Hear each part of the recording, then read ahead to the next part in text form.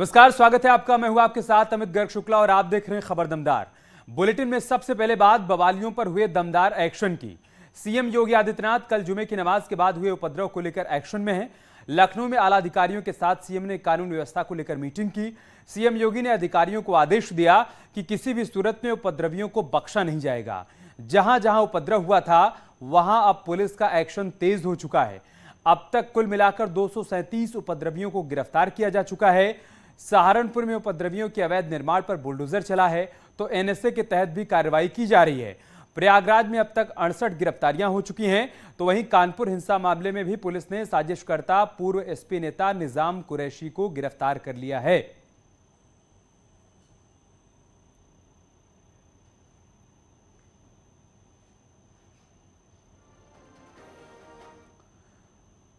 और बात करते एक बड़ी खबर की। सीएम योगी ने बड़ा फैसला लिया है। उपद्रवियों से निपटने के लिए पुलिस को फ्री हैंड दिया गया है।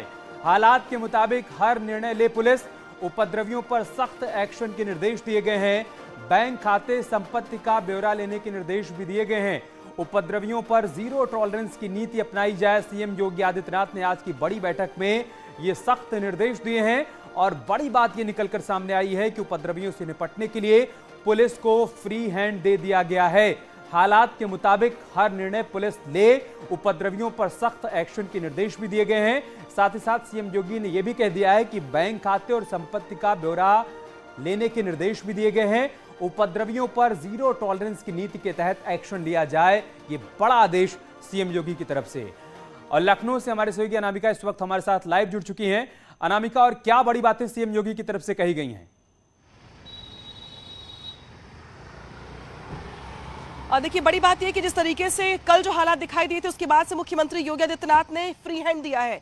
ये कहा कि कानून व्यवस्था के हालात को देखते हुए जो फील्ड के ऑफिसर्स हैं उनको अपने फैसले लेने का पूरा अधिकार होगा। यानी कि वो हालात को देखते हुए धारा 144 लगानी हो या लाठीचार्ज करना हो, डिसीजन कोई भी हो वो खुद ले सकेंगे अगर फील्ड पे हालात को देख रहे हैं तो। दूसरी बड़ी बात है कि प्रत्येक दिशा में सार्वजनिक जो आमजन की संपत्ति जो जिसकी क्षति हुई है उसकी क्षतिपूर्ति की जाएगी। हालांकि हमने इसके पहले भी देखा है कि आज ही प्रयागराज में और बाकी जगहों पे बुलडोजर चलने शुरू भी हो गए हैं, लेकिन क्षतिपूर्ति को लेकर मुख्यमंत्री की ओर से सहमति भी दे दी गई है कि जो भी अपराधी हैं उनकी क्षतिपूर्ति की जाएगी जो क्षति हुई है। इसके अलावा बड़ी बात यह कही गई है कि जो लोग इस बार उपद्रव में सामने आए हैं उसमें नौजवानों का सहारा लिया गया है। अवनीश अवस्थी ने भी ये बात कही थी अपने इंटरव्यू में। ये कहा था कि कुछ चेहरे नए दिखाई दिए कि कुछ लड़के सामने आ गए हैं उपद्रव करने के लिए, पत्थरबाजी करने के लिए। तो मुख्यमंत्री ने इस बात को दोहराया है मीटिंग में और ये कहा है कि उपद्रवियों ने नए लड़कों का सहारा लिया है, किशोरों का सहारा लिया है और इसी वजह से अब ये देखना होगा ऐसे लोगों की बैंक खातों की जांच कर कि इनकी फंडिंग कहां से हो रही है, क्योंकि ऐसे लोग किसी न किसी के फंड के जरिए ही इनके मोरल बूस्टअप होते हैं और कहीं ना कहीं से इनको ऑबलाइज किया जाता है। और यही वजह है कि कहा गया है कि जो इनके खातों का डिटेल रिपोर्ट है वो इकट्ठा किया जाए, इनकी वित्तीय स्रोत की गहनता से पड़ताल की जाए और टीम बना करके इसको जो बड़े ऑफिसर्स हैं वो लीड करें। यानी कि आर्थिक कमर तोड़ने का प्रयास सरकार की ओर से किया जाएगा, गृह विभाग की ओर से किया जाएगा ऐसे उपद्रवियों का जो कहीं ना कहीं से फंडिंग जिनको मिल रही है और इसी आधार पर वो उनके मोरल बूस्टअप होते हैं और वो पत्थरबाजी करते हैं। इसके अलावा ये भी कहा गया है कि जो संवेदनशील क्षेत्र है, खासतौर पर वो जिले जो पहले से हाई अलर्ट पे थे, जहां बवाल होने की ज्यादा गुंजाइश है, वहां पर अतिरिक्त पुलिस बल की तैनाती कर दी जाए। साथ ही रोज शाम को पुलिस की ओर से वहां पर फुट पेट्रोलिंग की जाए, यानी कि पुलिस वहां पे गश्त करे शाम को जाकर के और यहाँ पे मैसेज दिया जाए लोगों को, आसपास के लोगों में कि सुरक्षा के हालात हैं और जो अपराधी हैं वो भी ये देखें कि बड़ी संख्या में पुलिस वहां पे तैनात है, लिहाजा उनके लिए उपद्रव करने का कोई चांस नहीं बनता। दूसरी बड़ी बात यहाँ पर यह भी कही गई है कि बुलडोजर को लेकर, जैसा मैं जिक्र पहले भी कर रही थी, कि ये पेशेवर अपराधियों के लिए कहा गया है। ये भी कहा गया मुख्यमंत्री की ओर से कि जो कोई गरीब आदमी है तो उसकी प्रॉपर्टी पे बुलडोजर नहीं चलेगा, लेकिन हाँ जो पेशेवर अपराधी हैं उनकी अवैध संपत्ति पे बुलडोजर की जो कार्रवाई है वो आगे बढ़ती रहेगी। यानी कि जिस तरीके से तस्वीर हमने आज देखी है प्रयागराज में, कानपुर में, इसके अलावा फर्रुखाबाद से खबर आई, सहारनपुर से खबर आई, तो ये वो जिले हैं जहां से उपद्रव की तस्वीर सामने आई थी और ऐसे उपद्रवियों की संपत्ति पर अब जो है कार्रवाई की जाएगी, क्षतिपूर्ति की जाएगी। सीसीटीवी फुटेज की गहनता से जांच करने के निर्देश दिए गए हैं। ये भी कहा गया है कि ऐसे लोगों के खिलाफ एनएसए और गैंगस्टर एक्ट के तहत जो है नियम संगत कार्रवाई की जाए। अगर कोई व्यक्ति दोबारा रिपीट होता है, यानी कि अगर वो उसके पहले से भी किसी चीज में चार्जशीट में उसका नाम है, दोबारा से वो किसी और मामले में सामने आ रहा है, तो उसकी गहनता से जांच की जाए कि बार बार उसका चेहरा अगर सामने आ रहा है तो उसके पीछे कौन लोग हैं जो उसकी फंडिंग कर रहे हैं। यानी कि जिसका जिक्र अमित हम कल भी कर रहे थे कि मुख्यमंत्री का ये मानना है कि पहले तो बुलडोजर चल ही रहा था, लेकिन अब ऐसे लोगों के खिलाफ रासुका लगाई जाएगी, गैंगस्टर एक्ट के तहत कार्रवाई की जाएगी। तो मुख्यमंत्री ने आज अपनी वीसी में भी इस बात को दोहराया है कि ऐसे लोगों पर जो लाठीचार्ज करने के साथ साथ गैंगस्टर एक्ट के तहत कार्रवाई की जाए, रासुका लगाई जाए, धाराएं बढ़ाई जाए। योगी के आदेश की जो 10 बड़ी बातें हैं वो हम दर्शकों को दिखा रहे हैं। एक बात आप ये समझाइए कि पुलिस को फ्री हैंड देने के क्या मायने हैं?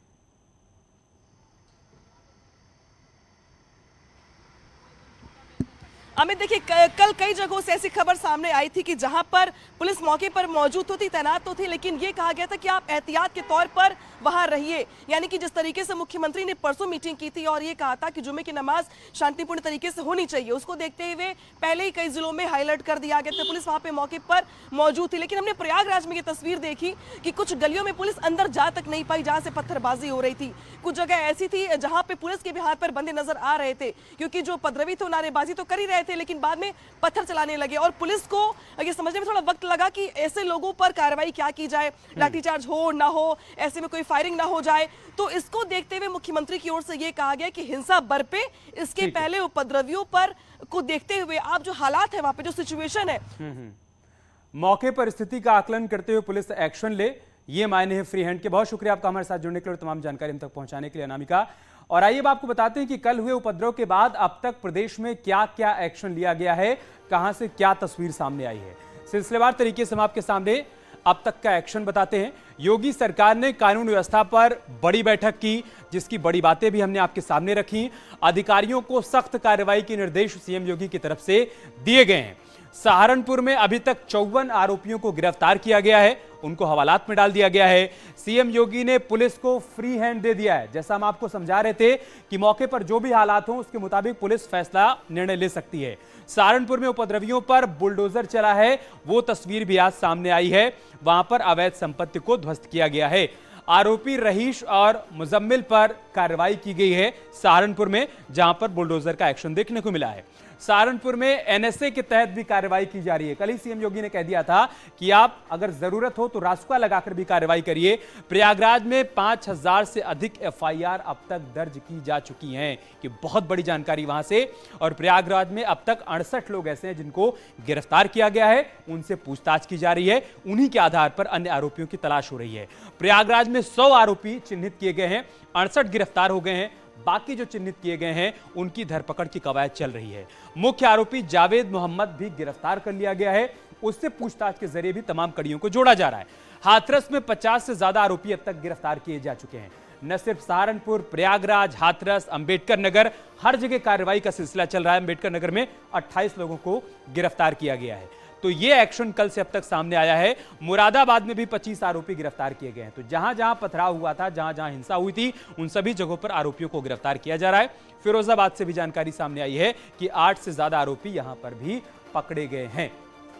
सहारनपुर में पुलिस का एक्शन लगातार जारी है। पत्थरबाजों के घर पर बुलडोजर चला है। आरोपी रहीश और मुजम्मिल के अवैध निर्माण पर यहां पर एक्शन हुआ। हम आपको 2 तस्वीरें दिखा रहे हैं सीसीटीवी कैमरे में जो तस्वीरें कैद हुई हैं। आप पहली तस्वीर देखिए। फिलहाल रहीश और मुजम्मिल पत्थर फेंकते हुए दिखाई दे रहे थे, वो तस्वीर भी हम आपके साथ साझा करेंगे। लेकिन जो कार्रवाई हुई है उसकी तस्वीर आप देखिए। यहां पर बुलडोजर का एक्शन देखने को मिला है।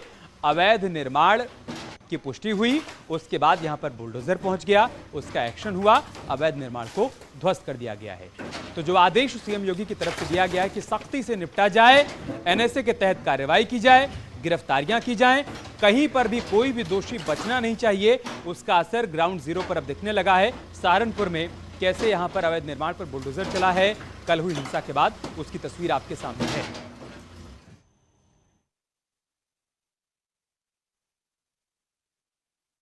जो अक्यूज्ड हैं इसमें नमाज के बाद वाले इंसिडेंट में, तो उसमें कार्रवाई हमारे द्वारा की जा रही है, जिसमें से 2 अरेस्टेड अक्यूज्ड हैं, जिसमें से एक मंडी क्षेत्र का रहने वाला है और एक कोतवाली देहात क्षेत्र का रहने वाला है।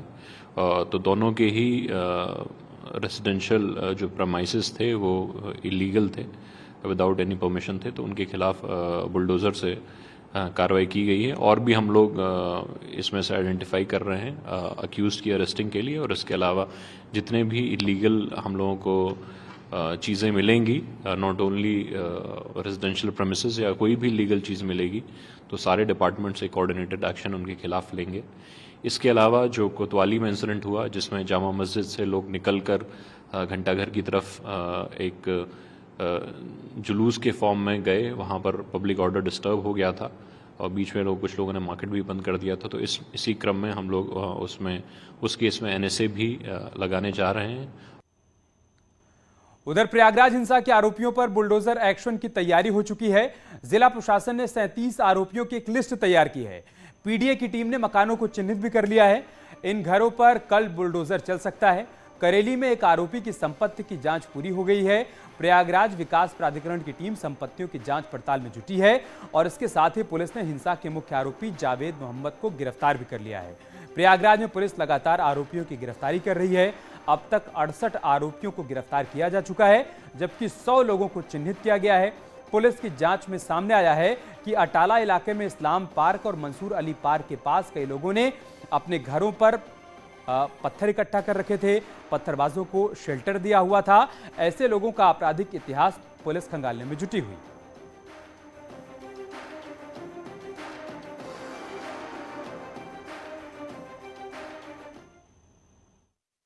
प्रयागराज में भी जो बवाल हुआ उसके कसूरवारों पर अब बुलडोजर चलने की आहट शुरू हो गई है, सुनाई देने लगी है और उसकी तस्वीर हम आपको दिखा रहे हैं। और खुद इलाहाबाद यानी प्रयागराज विकास प्राधिकरण के जोनल अधिकारी अजय कुमार जी हैं यहाँ पर, जो अपनी पूरी टीम के साथ पहुंचे हैं और नापजोक कर रहे हैं।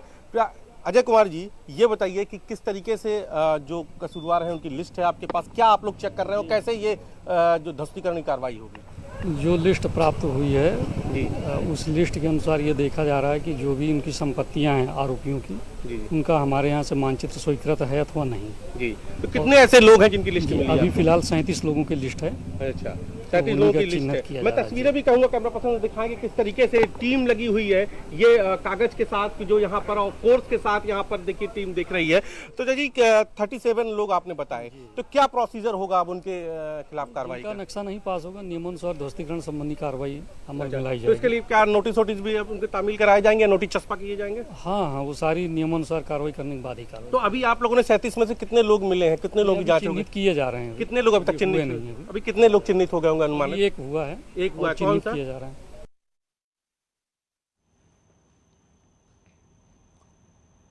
और प्रयागराज उपद्रव के मुख्य आरोपी जावेद मोहम्मद के परिवार का कहना है कि वो बेकसूर है, उपद्रव में जावेद शामिल ही नहीं था। गलत लेके गई है, उनकी कोई गलती नहीं थी। कल जो प्रोटेस्ट हुआ था उनकी कोई भी गलती नहीं, वो गए ही नहीं थे। तो मतलब किस बेसिस पे उनको लेके गए, हमें ये नहीं समझ में आ रहा। तो ये कहाँ से कहा जाता है, अगर उन्होंने CA/NRC का कोई मसला ही नहीं, उन्होंने तो साथ दिया प्रशासन का हटाने में, पब्लिक को वहाँ से मंसूर पार्क की पब्लिक को, जो कि पुलिस नहीं हटा पाई, उसमें उन्होंने प्रशासन का साथ दिया। प्रयागराज में कल हुई हिंसा के बाद अटाला इलाके में लोग घर छोड़कर चले गए हैं। यहाँ 1 दर्जन से अधिक घरों में ताले लटके हुए हैं। जिन गलियों से पुलिस पर पथराव हुआ था वहां ज्यादातर परिवार घर में नहीं है। जहां लोग हैं भी वहां सिर्फ महिलाएं हैं। पुलिस ने जब इस इलाके में छापेमारी की तो कई घरों में ताले लटके मिले। जिन दुकानों के पीछे से पथराव हुआ था वहां भी लोग गायब हैं।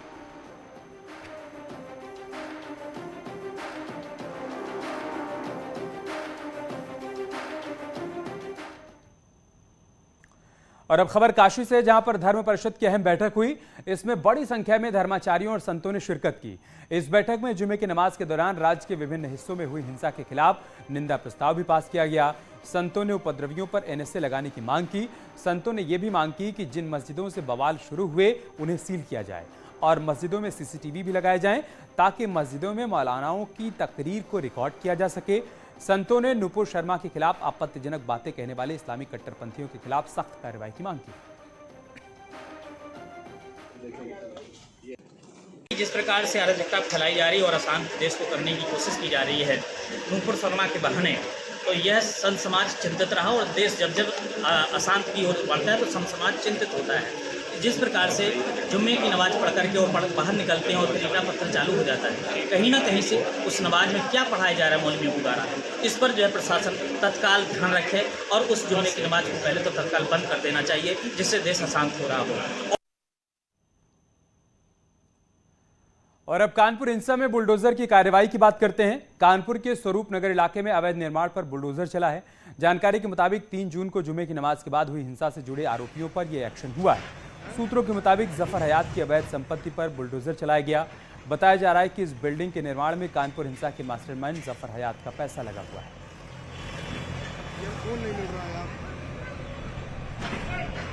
तो कानपुर में बुलडोजर के एक्शन की तस्वीरें सामने आई हैं, जहां पर आप देखिए 3 कैमरों से एक्शन की पूरी तस्वीर आप समझिए। कानपुर हिंसा के बाद कार्रवाई का सिलसिला चल रहा है। जफर हयात का पैसा लगा होने की बात सामने आई, उसके बाद जांच पड़ताल की गई और फिर यहां पर प्राधिकरण का एक्शन देखने को मिला है। अवैध निर्माण को ध्वस्त किया गया।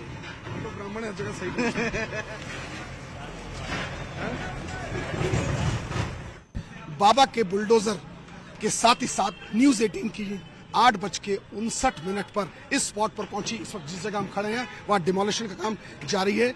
1/3 करीब ये डिमोलिशन हो चुका है, ग्लासेस हट चुके हैं, इसके फ्रंटल पार्ट हट चुका है। जो मैनुअल वर्क था सारा कर चुके हैं। सारा जो आलीशान बिल्डिंग थी इश्तियाक की 4 खंड की, वो उसका मलबा इस टाइम सामने देखने को मिल रहा है। ऐसा बताया जा रहा है कि मास्टरमाइंड हयात जफर इसका साइलेंट पार्टनर था और 2019 के बाद से इसमें लगाया। आप देख सकते हैं कि लेबर अभी यहाँ निकली हुई है। 3 बुलडोजर्स लगाए गए हैं, ऑफिसर्स मौजूद हैं। अगर बात की जाए, अगर हम फोर्स की बात करें, देखिए फोर्स के लोग भी डिप्लॉय किए गए। ये पहली बार ऐसा है कि फोर्स में पुलिस के साथ साथ RAF के जवान, महिला पुलिसकर्मी, जहां तक कैमरे की नजर जाए ये लोग सब मुस्तैद है। और सबसे बड़ी बात, जो ये बाबा का बुलडोजर है, ये बाबा का बुलडोजर कहीं से रुकने वाला नहीं और हर उन व्यक्ति पर ये गाज के गिरने वाला है जिसने अवैध रूप से संपत्ति बनाई है। अब ये बुलडोजर कुछ देर के लिए भले ही शांत है, मगर ये उन पर कहर बन के टूटेगा जिन्होंने अवैध रूप से यहाँ निर्माण किए हैं और जिन्होंने शहर का माहौल खराब करने की कोशिश की, वो भी इन बुलडोजर के रडार पर हैं। वीडियो जर्नलिस्ट आशीष पांडे के साथ अमित गंजू, न्यूज 18 कानपुर। और इस बीच अल्पसंख्यक मंत्री दानिश आजाद अंसारी ने परिवारवाद को लेकर समाजवादी पार्टी पर निशाना साधा है। उन्होंने कहा है कि अभी भी समाजवादी पार्टी इससे बाहर नहीं आ पा रही है। उन्होंने रामपुर और आजमगढ़ लोकसभा उपचुनाव में बीजेपी की जीत का दावा भी किया। वहाँ तो परिवारवाद का राज चलता है और वो केवल कोरी बातें करते हैं टीवी पे, अच्छी अच्छी चिकनी चुपड़ी, लेकिन जब प्रैक्टिकली काम करने का वक्त आता है तो इसी तरीके फैसले लेके वो सबको निराश करते हैं। और आज आप देखिए कि परिवारवाद को, श्रृंखला को उन्होंने आगे बढ़ाते हुए वहाँ पे अपने ही परिवार के एक व्यक्ति को टिकट दिया है। और जिस तरीके से उन्होंने आजमगढ़ के जनता को छला है, आजमगढ़ की जनता हमारे पार्टी पे, हमारे मुख्यमंत्री जी पे, हमारे प्रधानमंत्री जी पे पूर्ण विश्वास करके हमको पूर्ण बहुमत से जिताएगी। रामपुर में 23 जून को होने वाले लोकसभा उपचुनाव के लिए आजम खान ने एसपी उम्मीदवार आसिम रजा के लिए वोट मांगे। इस मौके पर आजम खान ने अपने दिल का दर्द भी बयां किया। आजम खान ने बीजेपी और राज्य सरकार पर निशाना साधते हुए कहा कि जब मैं एक दिन के लिए शपथ ग्रहण करने विधानसभा गया तब बीजेपी के एमएलए और मंत्रियों के सिर नहीं उठ रहे थे, वो मुझसे आंखें नहीं मिला सके। आजम खान ने दावा किया कि उन्होंने जाति धर्म के आधार पर कभी किसी के साथ कोई भेदभाव नहीं किया। मैं विधानसभा गया हूं एक दिन के लिए, थोड़ी सी देर के लिए शपथ ली। भारतीय जनता पार्टी के वजीरों और एमएलए से सर नहीं उठ रहे थे। उन्हें मालूम था कि वो मुझसे आंख नहीं मिला सकेंगे और नहीं मिला सके आंख हमसे। बस एक ही जुर्म बाकी रह गया था, बची हुई जान में निकाल दिया।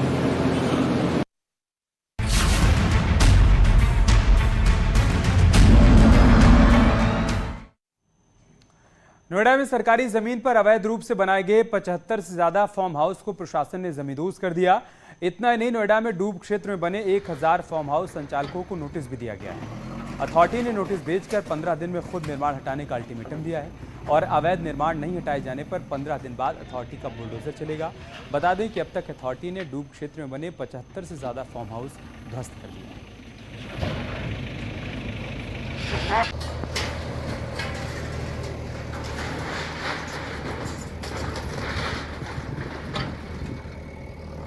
नोएडा के सेक्टर 135 डूब क्षेत्र में लगातार प्राधिकरण द्वारा कार्रवाई की जा रही है और तस्वीरें देखें आप, ये अवैध रूप से फार्म हाउस बनाए गए थे।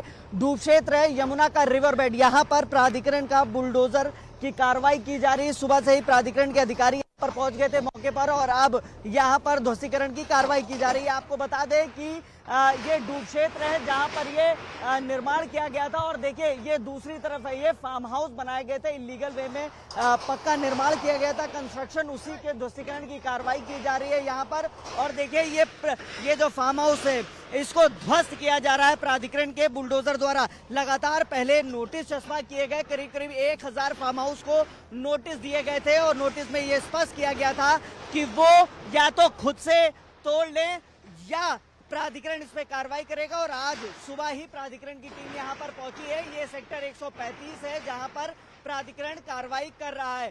फिलहाल डूब क्षेत्र में बताया जा रहा है करीब 1000 से ज्यादा फार्म हाउस है और यहाँ पर 1000 के करीब नोटिस भी चस्पा किए गए थे और आज यहाँ पर प्राधिकरण के बुलडोजर पहुंचा है और ये कार्रवाई डूब क्षेत्र में की जा रही है। कैमरामैन योगी के साथ हिमांशु शुक्ला, न्यूज 18 नोएडा। यहाँ रुक रहे एक छोटे से ब्रेक के लिए, जल्द लौटेंगे कुछ और खबरों के साथ।